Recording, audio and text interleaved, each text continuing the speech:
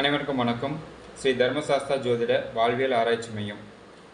வக்ர கிரகங்கள் பற்றி நிறையா கேட்குறீங்க. ஸோ பொதுவாக வக்ர கிரகங்கள் அப்படின்னாவே வக்ர கிரகங்கள் நேச்சுரலான வக்ர கிரகங்கள் அப்படிங்கிறது ராகு கேதுக்கள் எப்பவுமே வந்து கடிகார திசைக்கு எதிர் திசையில் மற்ற கிரகங்கள் சுற்றும் திசைக்கு எதிர் திசையில் தான் வந்து ராகு கேதுக்கள் பயணிப்பாங்க அப்படிங்கிறத சொல்கிறோம்.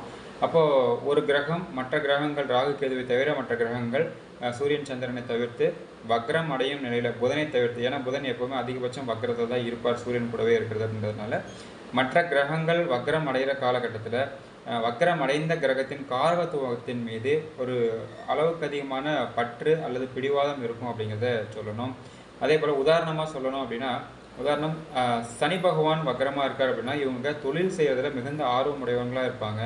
எந்த தொழிலை கொடுத்தாலும் சிரத்தையாக செய்வாங்க அப்படிங்கிறதும், தொழிலில் ஏமாந்து போகிறதும் இவங்க தான் அப்படிங்கிறதையும் சொல்லணும். சரிங்களா? விடாமுயற்சி கடும் முயற்சி இருக்கும் பட்சத்தில் தொழிலில் அவங்க பெரிய அளவுக்கு வர்றாங்க அப்படிங்கிறதையும் சொல்லணும். அப்போது வக்ர கிரகங்கள் அந்த காரகத்துவத்தின் வழியில் மிகச்சிறந்த ஒரு பற்றையும் எதிர்பார்ப்பையும் ஒரு பிடிவாதத்தையும் கொடுக்கும் அப்படிங்கிறதுல எந்தவித மாற்று கருத்தும் கிடையாது. அதே போல்